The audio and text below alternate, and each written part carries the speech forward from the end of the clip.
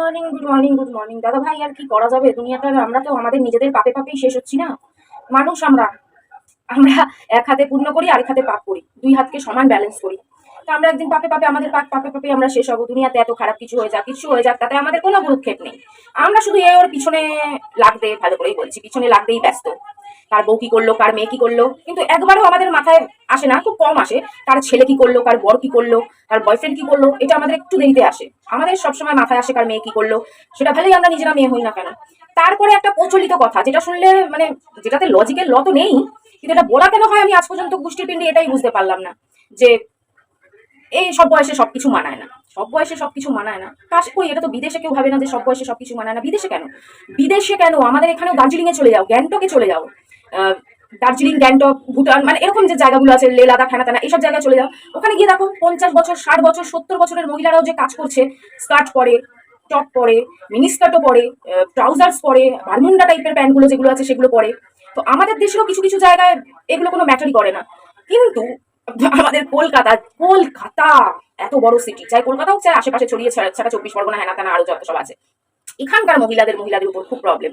কেন ভাই, একটা বয়সের পরে কি আমরা নিজেদের মা, মাসি, কাকি, বৌদিদের সুন্দর মনে করি না? যদি বলো হ্যাঁ, কেন, কে বলেছে আমরা আমাদের মা, কাকিমা, দিদিমা, ঠাকুমা বা বৌদি এদেরকে সুন্দর মনে করি না? অবশ্যই মনে করি। তো মানুষকে যখন তোমরা সুন্দর মনেই করো, সব বয়সেই সুন্দর, আমরা আমাদের ঠাকুমা পিসিমাকেও সুন্দর মনে করি, তাহলে ভাই পোশাক পরার নিয়মটা পাল্টে যাবে কেন? হ্যাঁ, তাই বলে আমি বলছি না কারণ ঠাকুমা পিসিমাকে জিন্স পরতে হবে, কিন্তু কিন্তু যদি কেউ পড়তে চান তাহলে কি প্রবলেম?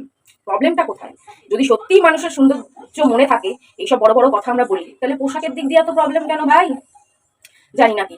আর মহিলা জাত নিজেই নিজের জাত মানে একে এত তাড়াতাড়ি, মানে এত তাড়াতাড়ি নামিয়ে দিয়েছে, মানে সেই বয়স না, তার আগে থেকেই কেউ করলে তাদের আপত্তি। মানে তাদের কথা 30 হলেই আর কেউ কিচ্ছু করতে পারবে না। 30-এর পর থেকে মানুষের জীবনটা শেষ। তার জন্য তো 70, 80 বা 60 অব্দি যেতে হবে না। 30-এর পর থেকেই যদি কেউ কিছু একটু মডার্ন পোশাক আশাক পরে, তাহলেই মানুষের মুখ চোখ কালো হয়ে একেবারে ভেটকি লোচন হয়ে যায়। আর সেটার জন্য নারীরাই সবচেয়ে বড় দায়ী। এর জন্য দেখো না, পুরুষরা কি কাণ্ড করে বেড়াচ্ছে, নিজেদের ঘরের বাচ্চারা স্কুলে গিয়ে কি করছে, কোনো মাথা ব্যথা নেই। নিজেদের ঘরের ছেলেরা, ভাইয়েরা, দাদারা কলেজে গিয়ে কি করছে, তাতে কারো মাথা ব্যথা নেই।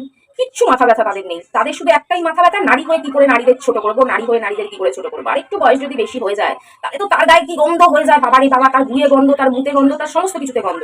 কিন্তু মানুষ এটা ভুলে যায় যেগুলো রিসাইকেল হবে, রিসাইকেল হবে, রিসাইকেল হবে। কেন, যার প্রাণ আছে তার ডেলি একটা দিন করে যাচ্ছে আর একটা করে বয়স বাড়ছে, একটা দিন করে যাচ্ছে, একটা করে বয়স বাড়ছে। এটা প্রত্যেকটা প্রাণের সাথে হবে, কেউ এর থেকে পার পাবে না।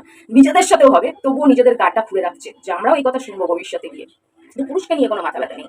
পুরুষ 60 বছরে, কালকে যারা এসেছিল, কারো এসেছিল পুনর বাবার বন্ধু হোক, যেই হোক, যাই হোক, 60-65 বছর বয়স, জিন্স, সুন্দর জিন্স, একদম টাইট ফিটিং জিন্স, আর বেশ সুন্দর টি শার্ট, কিন্তু তাতে কারো কিছু যায় আসে না।